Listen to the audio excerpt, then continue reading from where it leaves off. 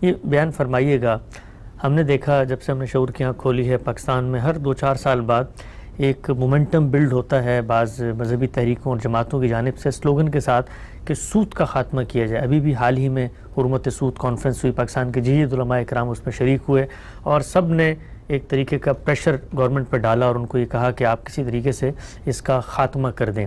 یہ جو پورے کے پورے نعرے پاکستان میں ہم یہ دیکھتے ہیں کافی عرصے سے، کئی اشروں سے لگ رہے ہیں، علماء کی جانب سے حکمرانوں پر ایک طرح کا دباؤ بھی ڈالا جاتا ہے، مطالبہ بھی کیا جاتا ہے، لیکن عملاً حکمران مجبور ہوتے ہیں کہ سود پہ اگر خاتمہ کر دیا تو اگلے دن تو ایک دن بھی ملک کی معیشت نہیں چل سکتی۔ درست رویہ آپ کے نزدیک علماء کو کیا کرنا چاہیے، حکمرانوں کو کیا کرنا چاہیے؟ میرے نزدیک 3 چیزیں ہیں۔ ایک تو یہ کہ سود کیا ہے، اس کو بہت اچھی طرح سمجھنا اور سمجھانا چاہیے۔ سود کوئی کاروبار کرنے کا طریقہ نہیں ہے، یہ بنیادی طور پر قرض سے متعلق ہے، یعنی اسلام نے جو حکم دیا ہے وہ قرض سے متعلق ہے، نہ کہ کاروباروں کے بارے میں ہے۔ قرض سے متعلق ہونے کے کیا معنی ہے؟ وہ یہ کہ ایک شخص کو کوئی ضرورت لاحق ہو گئی ہے، وہ آپ کے پاس آیا ہے، وہ اپنی ضرورت آپ کے سامنے پیش کرتا ہے۔ ضرورت اس کی ذاتی بھی ہو سکتی ہے، کاروباری بھی ہو سکتی ہے۔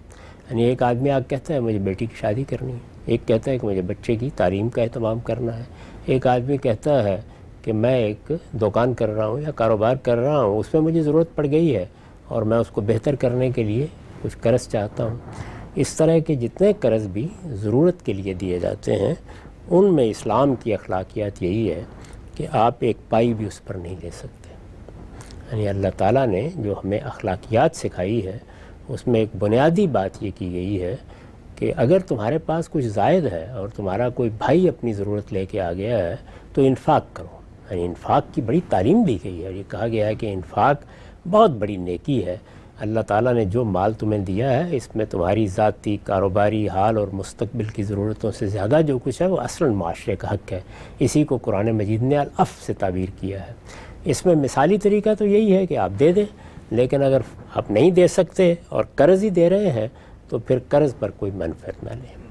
یہ بات اسی تحدید کے ساتھ واضح کرنی ضروری ہے۔ یعنی یہ کوئی منطقی معاملہ نہیں ہے کہ فلاں طرح کا اگر آپ نے ٹرانزیکشن کا طریقہ اختیار کیا ہے تو یہ سود ہو جائے گا۔ اصل چیز یہ ہے کہ آپ قرض دے رہے ہیں، بنیادی بات یہ ہے۔ میرے نزدیک اس وقت جو بینکاری کا نظام ہے وہ قرض کیوں دے گا، اور قرض دینے کے لیے اس کے پاس کیا داعیہ ہے، اور وہ انفاق کرنے کے لیے بیٹھے ہوئے ہیں۔ یعنی یہ کاروباری ادارے ہیں، تو کاروباری اداروں کو قرض دینے کا کام نہیں کرنا چاہیے۔ سب سے پہلی چیز یہی ہے کہ یہ قرض کے لفظ کو ختم کیا جائے۔ بینک جو کچھ عملاً کرتے ہیں وہ یا فائنانسنگ ہوتی ہے یا بیع و شراء کے معاملات ہیں، جس میں مارٹگیج وغیرہ وجود میں آ جاتے ہیں۔ ان کو ان کی اصل حیثیت کے طور پر لیا جائے، یہی نام ان کو دیے جائیں، اس کے بعد بحث کا بالکل رخ بدل جائے گا۔ یعنی قرض کے معاملات جب ختم ہو جائیں گے تو اب بحث یہ ہوگی کہ جو آپ کاروبار کر رہے ہیں، سرمایہ کاری کر رہے ہیں، فائنانسنگ کر رہے ہیں، بیع و شراء کر رہے ہیں، اس میں کہیں دین اور اخلاق کے اصولوں کی خلاف ورزی تو نہیں کر رہے۔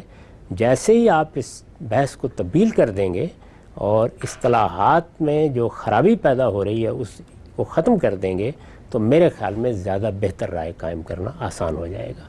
یہ 2 باتیں۔ تیسری اور آخری بات یہ ہے کہ ہمارے ہاں جو ہماری فقہ میں کاروبار کرنے کے لیے بعض خاص طریقے اختیار کیے گئے ہیں اور ان کی تنقیح کر دی گئی ہے، اور وہ اسی اصول پر ہے کہ کوئی کسی کا مال باطل طریقوں سے نہ کھائے، بے انصافی نہ ہو کسی کے ساتھ، اسی طریقے پر ہے۔ ان سب طریقوں میں کوئی چیز بھی شریعت نہیں ہے، وہ اپنے زمانے اور حالات کے لحاظ سے مقرر کردہ طریقے ہیں اور ان میں بڑی محنت انہوں نے کی ہے۔ اس میں نئے موڈز، نئے طریقے بھی اختیار کیے جا سکتے ہیں۔ چنانچہ میں نے بارہا یہ تجویز کیا ہے کہ اگر ہم اپنے کاروباروں میں یا مزاربت میں یا اسی طرح فائنانسنگ میں پرنسپل سیکیورڈ فائنانسنگ کا طریقہ اختیار کریں تو اس پر دینی اور اخلاقی لحاظ سے کوئی اعتراض نہیں ہوتا۔ اس وقت تفصیل کا موقع نہیں ہے، میں اس پر الگ سے تفصیل کر چکا ہوں۔ اسی طرح سے اگر کسی جگہ نفع لینا ہے، کاروبار ہو رہا ہے، اس میں آپ کا روپیہ لگا ہوا ہے اور آپ تقریبی نفع لیتے ہیں، یعنی تخمینے کا نفع، ایک تو نا واقعی نفع، اس میں بھی کوئی حرج کی بات نہیں ہے، جو آپس میں طے ہو جائے ٹھیک ہے، لیکن یہ قرض کا معاملہ نہیں ہونا چاہیے۔ یہ ہر حال میں کاروبار ہے، کاروبار کو کاروبار کے طریقے پر کریں۔ تو ادھر یہ غلطی ہے کہ قرض کا لفظ چونکہ تاریخی طور پر استعمال ہو رہا ہے اور قرضی کی نفسیات میں سب کیا جاتا ہے تو سود کا سوال پیدا ہو جاتا ہے۔